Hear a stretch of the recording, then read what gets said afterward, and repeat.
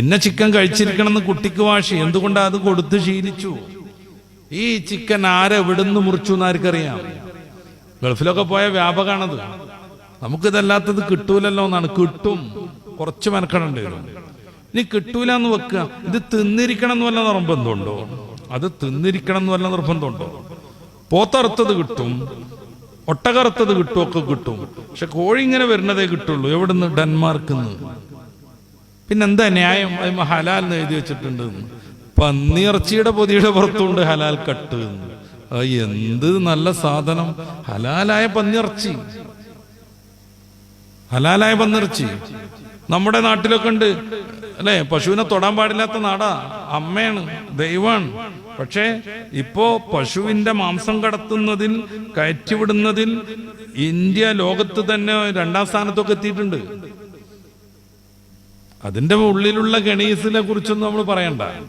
പശുവിനെ തൊടാനും പാടില്ല, കൊല്ലാനും പാടില്ല എന്നും പറഞ്ഞിട്ട് പാവപ്പെട്ട മനുഷ്യന്മാരെ, കർഷകരെ കുടുക്കിയിട്ട് അടുത്ത പശു വാങ്ങാൻ ഏകദേശം പൈസ പഴയ പശുവിനെ വിൽക്കുമ്പോൾ കിട്ടുമായിരുന്നവർക്ക്, കറ പറ്റിയ പശുവിനെ വിൽക്കുമ്പോൾ അതൊക്കെ ഉപേക്ഷിച്ചിട്ട് ഈ പശുക്കളെ പോറ്റാൻ തന്നെ വലിയൊരു ചെലവ്, ഉപകാരമൊന്നുമില്ല താനും.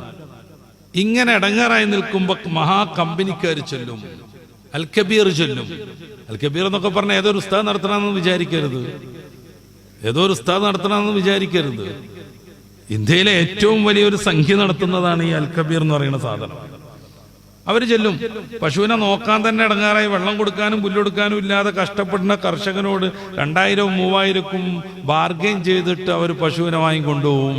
എന്നിട്ട് അവരതിനെ തലക്കടിച്ച് കൊന്നിട്ട് പീസാക്കിയിട്ട് കയറ്റുമതി ചെയ്യും. അപ്പൊ ഇന്ത്യ പശു ഇറച്ചി കയറ്റുമതിയിൽ 1ാം സ്ഥാനത്തെത്തും. കുറെ പുസ്തകങ്ങളുണ്ട് പശുമാംസമായിട്ട് ബന്ധപ്പെട്ട്. സ്വാമി വിശ്വഭദ്രാനന്ദ ശക്തിബോധിയുടെ ഒരു പുസ്തകമൊക്കെ ഉണ്ട്, വേണമെങ്കിൽ വായിക്കാം. എരുമദേശീയത എന്ന് പറഞ്ഞിട്ട് ഉസ്മാനിയ യൂണിവേഴ്സിറ്റിയിലെ പ്രൊഫസറായിരുന്ന കഞ്ചായലയ്യയുടെ പുസ്തകമുണ്ട്, വേണമെങ്കിൽ വായിക്കാം. ഞാൻ അങ്ങോട്ടല്ല കിടക്കുന്നത്, എവിടുന്നോ കയറി വരുന്നു, ഇന്ത്യയിൽ നിന്ന് കയറി വരുന്നു. പേര് അൽ കബീർ എന്നാണ്, അതിൽ ഹലാൽ എന്ന് എഴുതി വെച്ചിട്ടുണ്ട്. എന്നാ തിന്നാന്ന് വിചാരിക്കുന്നിടത്ത് ശുബ്ഹാത്തിനെ സൂക്ഷിക്കുന്നവർ. ഇതൊക്കെ വ്യക്തമായിട്ട് കൊന്നതന്നെയാണെന്ന് നമുക്കറിയാട്ടോ, അറിവ് ചെയ്യുന്നില്ല എന്നറിയാട്ടോ. പരിശുദ്ധ ഇസ്ലാമിന്റെ അറിവ് രീതിയാണ് ഏറ്റവും ശാസ്ത്രീയം, ആ ജീവിയെ സംബന്ധിച്ച് ഏറ്റവും ഗുണപ്രദം. ആദ്യം തന്നെ അന്നനാളവും ശ്വാസനാളവും ഒരൊറ്റ വലിക്ക് മുറിച്ചിരിക്കണം, ഒരൊറ്റ വലിക്ക്. അതോടുകൂടെ തലച്ചോറുമായുള്ള ബന്ധം അവസാനിച്ചു. ഈ സാധനത്തിന് വേദന എന്ന് പറയുന്നത് അനുഭവിക്കാനേ കഴിയാതെ വരും. ആ 1ാം മുറിയിലുള്ളൊരു ചെറിയ വേദന ഒഴിച്ചാൽ പിന്നീട് അതിന് വേദനയേ ഇല്ല, കാരണം തലച്ചോറുമായുള്ള ബന്ധം അവസാനിച്ചു. പിന്നെ പെടീണതോ റൂഹ് പോകുമ്പോഴുള്ള അതിന്റെ ഒരു റൂഹ് പോകുമ്പോഴുള്ള സ്വാഭാവികമായ നൈസർഗികമായ ചലനം മാത്രം.